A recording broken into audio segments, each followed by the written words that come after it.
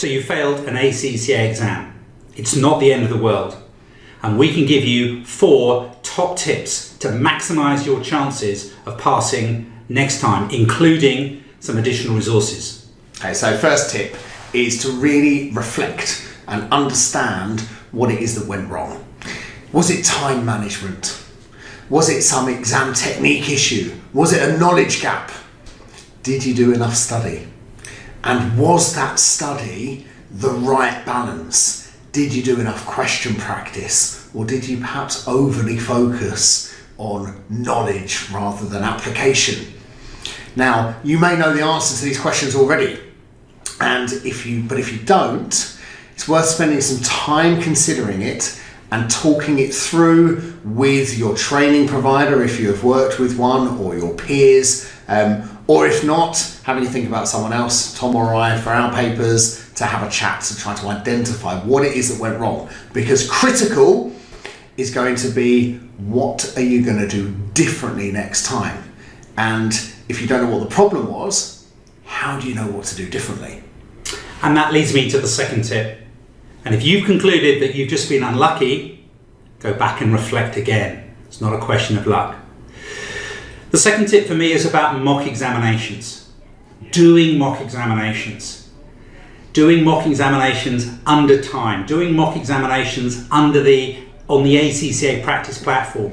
Getting them marked. Getting the feedback. Understanding what you did right so you can do that again. Understanding what it's like to work under pressure. Understanding how you can improve each time. Recently, the ACCA did a research project where they looked at how students had been using the ACCA practice platform.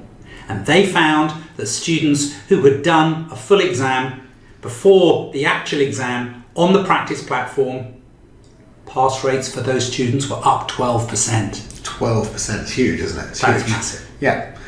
So doing the mock's really important, and getting it marked. Because an expert giving you guidance on what you did well, carry on, and what you need to work on, had you done this, this and this, you would have scored 3 more marks, adds so much value. It can be really difficult to self-diagnose, particularly with the more written ACCA exams. And it's difficult sometimes for your mood, because you feel a failure, you feel that you've come down, and I think that leads on to our third tip, doesn't it? Third tip is about mindset. Right, so if you have failed, as Tom said, you can feel really down in the dumps, right? Feel negative. I've got to pick myself up. Oh, I've got to do this paper again. I've already practiced all these questions. You just feel low. And going into your resit with that negative mindset is not a conducive frame of mind for learning, right? Your barriers are down. You've got to approach it with enthusiasm, positivity, gusto. And how can you get to that frame of mind when you're feeling low? Well, sometimes it's about doing something different. It's about reaching out to your peer group who are on your study support sites, or on a WhatsApp group or a Facebook group, and getting a bit of moral support. Maybe it's having a week or 2 break so you can come back with a fresh mind. Or it could be working with a different training provider, someone who's going to give you more enthusiasm and more motivation to help you to pass. If you think you're going to fail again, it's probably true. If you think you're going to pass, it's probably true. There's a really important mindset. It's like professional sport. Yeah, you've got the tools. You can pass this exam. You can pass this exam. That's the mindset that you need to have.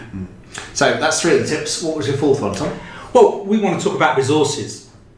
And one of the resources, the best resource that we've talked about already, is the ACCA practice platform. There's exams on there, and the ACCA have provided an awful lot of resources. So please fully utilize those resources. To do an exam on the ACCA practice platform, making it your home. You know, when a football team plays at home, when a sports team plays at home, they're more likely to win. So you need to make the ACCA practice platform your home. It's a clunky environment. You know, that spreadsheet functionality, it's not Excel. that word response area, it's not as good as Microsoft. I know that, you know that, the ACCA knows that. I don't care. Everyone's in the same boat. You've got to get comfortable with the way the windows move around, with the way the system works. Make the practice platform your home. Do mocks on the practice platform. Yeah. That's a really important resource. Yeah, what other resources are out there, Ben? Yeah, so practice platform number 1. Number 2 for me is the examiner's report. Annoyingly, they're only every 6 months, but they are a goldmine. They are full of insight from the examiner telling you what good students did well on certain questions, and more importantly, where students failed on a question, what is it that went wrong for them.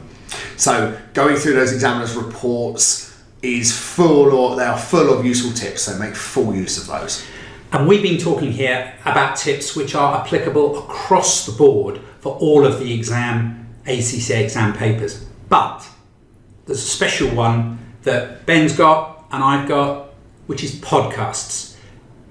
I love podcasts, don't you, Ben? I mean, it's probably the most fun thing I do in my job. I really enjoy recording them. My podcast is about auditing, so it's useful if you're doing AA or AAA, and it's taking real-world events and discussing them from an auditing perspective. And I get loads of students getting in touch with me, not students that I've taught, but students more widely, saying, that was so helpful, built my understanding of the subject, and meant I was better able to deal with the real exam. So look mine up if you're doing auditing.